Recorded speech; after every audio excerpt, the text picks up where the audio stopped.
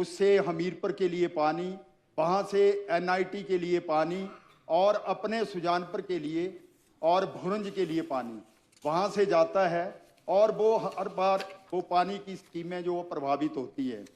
एक इसमें मेरी और गुजारिश है कि हमें वहाँ पे बिजली विभाग के जो एक मेंटेनेंस गैंग होती है वो कम से कम 6 आदमियों की मेरे इलाके के बीच में और सोर्सेज के ऊपर दी जाए, क्योंकि निचले स्तर पर कोई भी काम करने वाला इस टाइम जो कर्मचारी है वो नहीं है।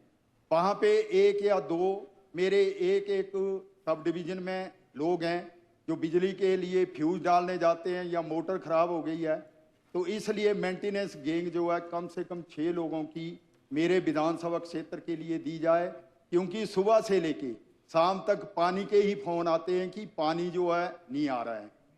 इसलिए इस चीज को ध्यान में रखते हुए और एक जो आनू से लेके पटनौन तक मेरी तकरीबन 9 पंचायतें हैं जिसमें NH 70 बन रहा है, इसका काम इतना स्लो चला हुआ है कि यहाँ पे हर बार वो डेली की डेली खुदाई करते हैं और पाइपलाइनें तोड़ देते हैं, और जब पाइपलाइनें तोड़ देते हैं तो सब गांव जो है प्रभावित हो जाते हैं। वहाँ पे शहर हमीरपुर भी, NIT भी और भुरंज क्षेत्र भी पानी की बड़ी समस्या हो जाती है। इसलिए मेरी आपसे प्रार्थना है कि इस काम को जो है NH 70 वाले को जो है जल्दी से जल्दी करवाने की कोशिश की जाए। एक मेरा और निवेदन है कि जैसे हमारा इलाका नीचे वाली बेल्ट जो है तकरीबन 18 पंचायतें हैं जिनमें तार लगाने की जरूरत है, तो मेरी आपसे निवेदन है कि विधायक निधि से जो है इसमें तार लगाने का प्रबंध होना चाहिए, ताकि आवारा पशुओं से और जंगली जानवरों से जो है किसानों की फसलों को बचाया जा सके। और जो हमारे 70-30 की रेसों में लगते हैं उसमें तो खर्चा सरकार का ज़्यादा होता है और फायदा कम होता है, क्योंकि पूरे गांव के बीच में अगर 10 घरों में तारें लगाई हैं अपने खेतों में, तो अगर उनको खोल करके हम चारों तरफ लगाएंगे तो उससे पूरा गांव कवर हो जाएगा। तो इसलिए मेरा निवेदन है कि विधायक निधि से भी इसमें छूट दी जाए कि आप जो हैं विधायक निधि से तार लगाने के लिए पैसे दे सकते हैं। एक मेरा और सुझाव है कि ये जो खनन है, खनन जो है वो हमारे एरिया के बीच में, मैं अपने सुजानपुर विधानसभा क्षेत्र की बात करना चाहता हूँ, इसमें बंद किया जाए। एक मैली पुल के पास पीछे ऑक्शन हुआ था, वहाँ पे पूरा पुल जो है इस बार तो भारी बरसात नहीं हुई पिछली बार की तरह, नहीं तो वो भी बह जाता। वहाँ से उठाने के लिए माइनिंग डिपार्टमेंट ने ऑक्शन की थी, लेकिन जो ठेकेदार है उसने आज तक नहीं वो माइनिंग वाला मटेरियल वहाँ से उठाया, और वो पुल जो है करोड़ों रुपए का पुल है।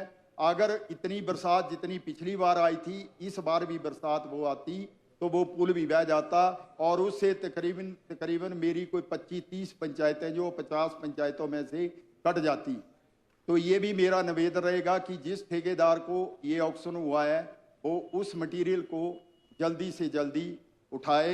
बाकी मैं मुख्यमंत्री जी का बहुत बहुत धन्यवाद करता हूँ कि इन्होंने इतनी पिछली बार जो आपदा आई, तो मैं उस समय जिला परिषद का मेंबर होता था, तो मैंने भी पूरे अपने इलाके का भ्रमण किया और इन्होंने रात को 11-11 बजे तक भी अति दुर्गम इलाके के बीच में ये गए और लोगों की समस्या सुनी और रोक रोक करके लोगों से मिले, और जहां जहां घर गिरे हुए थे वहां वहां तक ये पहुंचे।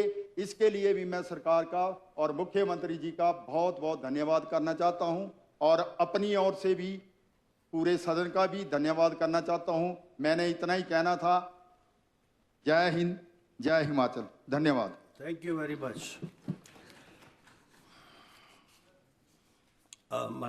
मान्य हर्षवर्धन चौहान जी। महोदय, विस्तृत रूप से चर्चा हो रही है 21 नियम 30 पे। जयराम जी का इशू है, ये आज सदन में नहीं है। मैं रिक्वेस्ट करूंगा, जैसे हमारे कुछ सदस्यों ने बोल लिया है, मिनिस्टर ने रिप्लाई भी देना है, तो मैं गवर्नमेंट की तरफ से आई एम रिक्वेस्टिंग सर कि इसकी रिप्लाई जो है मंडे को दी जाए। तो विपक्ष के सदस्य ने ये नहीं का रेजोल्यूशन है, एक जो हेल्दी ट्रेडिशन है, हेल्दी डेमोक्रेसी है, उसको रखते हुए हम चाहेंगे कि मिनिस्टर रिप्लाई करे तो विपक्ष के हमारे सदस्य जिनके इश्यूज हैं वो भी हम बात को सुने और जो क्वेरीज होगी